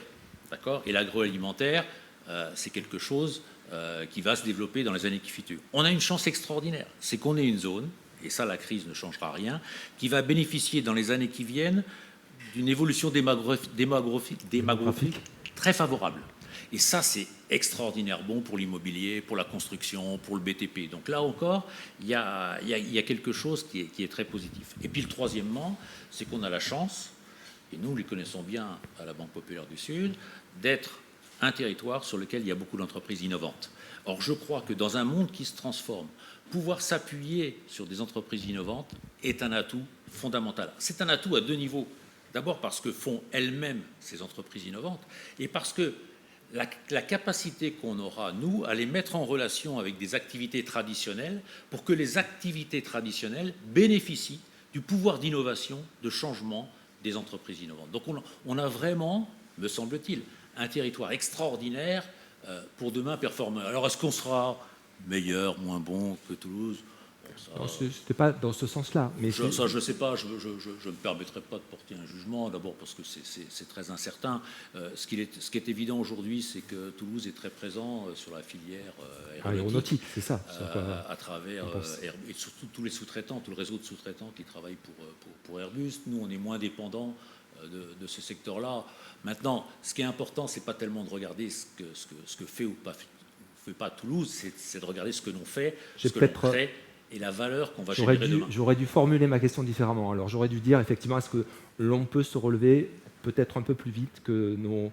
Plus vite, peut-être, parce qu'on est plus agile, parce qu'on est plus mobile, parce qu'on a l'habitude d'avoir des entreprises qui s'adaptent. Donc, je pense qu'on a des vraies chances pour se relever plus vite. Encore faudra-t-il qu'on en ait la volonté, qu'on ait les hommes et les femmes et les talents et qu'on sache les accompagner pour réussir ce magnifique défi. Alors le talent, votre voisin en a beaucoup, en tout cas son entreprise, Sterimed.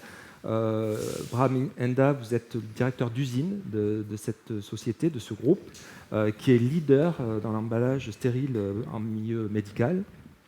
Et vous êtes un des principaux acteurs de ce secteur. On ne le sait pas, mais votre entreprise est basée à Amélie-les-Bains.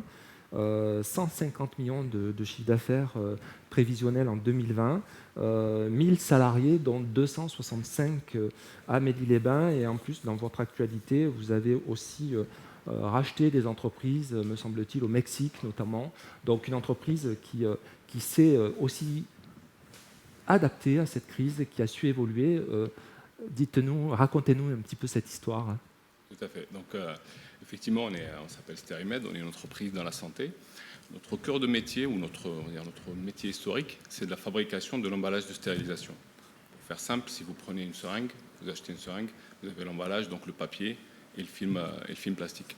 Historiquement, à l'usine d'Amélie-les-Bains, fabrique le papier, c'est une vieille usine qui date de 1911. On a toujours fabriqué du papier. Et depuis les années 80. Le groupe Arjo. Hein. C'était le groupe Arjo, effectivement. Vers 2011, on décide d'aller à 100% dans le papier de la santé. On avait commencé un peu dans les années 90. Et 2016, on devient Sterimed, on quitte Arjo Wiggins, et on devient une entreprise indépendante.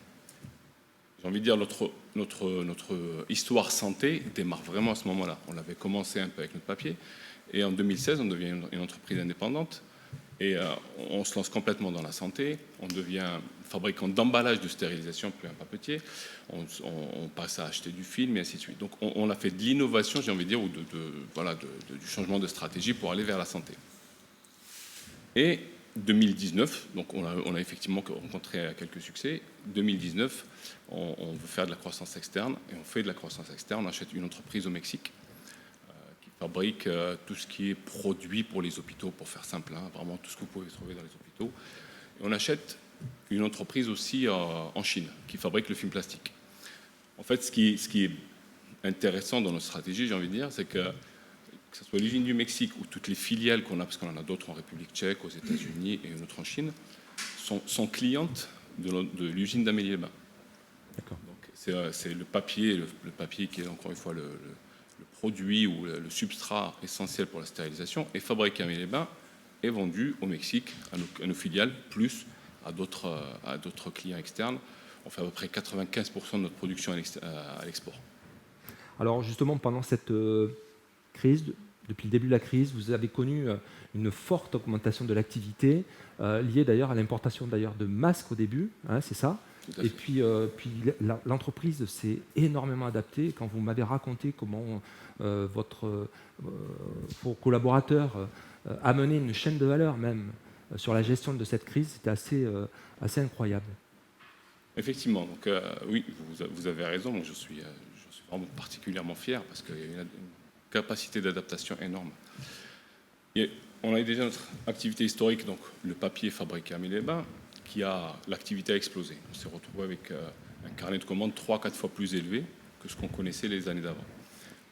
Tout bonnement, parce que je ne vais pas rentrer dans les détails, mais beaucoup d'entreprises, enfin beaucoup d'hôpitaux, d'organismes de santé utilisent notre papier pour stériliser leurs masques ou restériliser leurs masques ou tout ce que cette crise a amené à consommer plus que d'habitude, blouses, masques, tout ce qui est dispositif médical.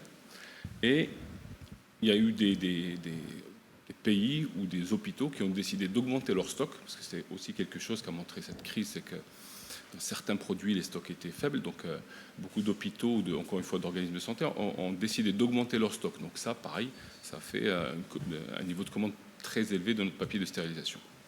Mais comme vous avez dit, à côté, on a importé des masques. On a importé beaucoup de masques, c'est venu. Alors là, c'était facile parce que vous aviez justement une filiale en Chine. Exactement, tout à fait. Notre filiale en Chine, en fait, c'est même né quasiment d'une conversation téléphonique. Et je vais revenir sur les conditions qu'on a mises en place pour qu'on puisse travailler, mais effectivement, à un moment, on discutait avec notre directeur Asie en lui disant est-ce que tu peux nous fournir des masques parce qu'il va falloir qu'on continue à tourner dans l'usine. On fait partie de la deuxième ligne qui doit continuer à tourner. Et il nous a dit oui, je peux vous fournir des masques.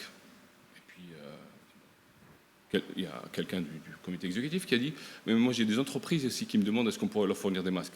Moi je dis il y a aussi les soignants du coin qui nous demandent est-ce qu'on peut leur fournir du masque. Bon allez, une demi-heure après on avait décidé de mettre en place cette task force comme on dit en anglais pour importer des masques. Et on a fini par importer 22 millions de masques. 22 millions. Et ça, donc on s'est transformé en espèce de plateforme logistique pour importer et distribuer ces masques, tout en faisant face à ce que je vous ai dit, à un carnet de commandes 3-4 fois plus élevé. Alors, il fallait effectivement assurer la continuité de l'usine. Et je reviens à ce que je disais tout à l'heure. Pour ça, on a dû s'adapter très très vite. Quand le virus est arrivé, où les chiffres commençaient à augmenter sur le nombre de contaminés, le télétravail, ça a été assez rapide. Suite, effectivement, le service informatique a mis à disposition tout ce qu'il fallait pour le télétravail, mais il fallait surtout, aussi garantir les conditions de travail des salariés sur place. Et là, c'est ce que vous disiez, l'innovation s'est mise en place. On a fabriqué nos masques nous-mêmes avant que les masques de Chine ne nous arrivent, parce qu'il y avait un peu de délai de voyage. Donc on a fabriqué nos masques nous-mêmes. Le gel qui hydroalcoolique. était quand même certifié, puisque vous êtes dans une filière, en fait, justement, qui voilà. a l'habitude de... Exactement, pas certifié, mais garanti. Parce que garanti, ouais, c'est ça. Exactement, notre papier est là pour Bien filtrer sûr. les Bien bactéries et les virus. Donc effectivement, avec Oui, notre parce qu'on peut papier... se dire, se mettre à fabriquer comme ça des masques, il Tout faut à quand fait. même avoir quelques garanties. Exact. Et puis, on a une de nos forces, juste une parenthèse, c'est la conformité réglementaire. On a ce qui nous a permis d'importer des masques facilement d'ailleurs. Donc la conformité réglementaire, on l'a faite même sur nos masques, sans certifier, mais c'était garanti. Donc, on a fabriqué nos masques effectivement nous-mêmes. On a fabriqué du gel hydroalcoolique pour pouvoir les mettre à disposition dans les postes de travail, pour que les gens puissent se désinfecter, être rassurés en travaillant. Bien sûr, la prise de température à l'entrée. On a mis une entreprise de nettoyage qui, elle aussi, a été très, très réactive. 3 jours après, on avait du nettoyage 24 heures sur 24, parce qu'on est une usine qui tourne 24 heures sur 24. Et donc là, pendant toute la crise, vous avez continué à travailler 24 heures sur 24. Tout à fait. On n'a pas arrêté une faction. D'accord. Alors aujourd'hui, cette fabrication de masques, ce marché-là, est-ce que ça a vocation à continuer ou au contraire, vous dites non, ça c'était juste une parenthèse pour le moment, et puis après, peut-être que même ce que vous avez vécu, ce que vous avez appris durant cette crise peut vous permettre justement d'aller pour les mois à venir, les années à venir sur d'autres types de marchés? Alors, aujourd'hui, nous, à l'usine de Palalda, les masques, c'était effectivement une parenthèse. C'était vraiment une parenthèse. On ne pourra pas... notre cœur de métier, j'ai envie de dire, à cette usine, c'est le papier. On restera donc fabricant de papier médical, 100%. Par contre, au niveau du groupe Sterimed, bien sûr, ça nous a donné quelques matières à réfléchir, à se dire est-ce qu'on ne pourrait pas se diversifier effectivement avec notamment notre usine du Mexique, peut-être notre usine en République tchèque. Mais il y a quelque chose, enfin quelques produits, ou en tous les cas quelques marchés sur lesquels on pourrait se positionner. Notamment sur les vaccins. Les vaccins, effectivement, alors là, encore une fois, pour l'usine de Palalda, c'est aussi une opportunité, parce que les vaccins sont aussi emballés, et la partie papier de ces vaccins peut venir de chez nous. Donc, effectivement, j'espère, et il n'y a pas de raison que non, on aura une croissance, encore une fois, un carnet de commandes rempli pour emballer ces vaccins. Merci beaucoup, merci à vous tous. Nous arrivons au terme de cette émission. J'espère que, comme moi, vous avez pris plaisir à participer durant ces 2 jours avec ces nombreux intervenants. Je pense que la mission d'apporter de l'optimisme, comme vous disiez tous, est réussie. Je voudrais bien sûr remercier l'ensemble des partenaires qui, encore une fois, nous ont accompagnés et nous ont permis de réaliser cet événement en live. Remercier l'ensemble des équipes techniques d'IDECEN, et puis l'ensemble des équipes de la Tribune à Montpellier et puis à Paris. À très bientôt, bonne fin de journée et portez-vous bien.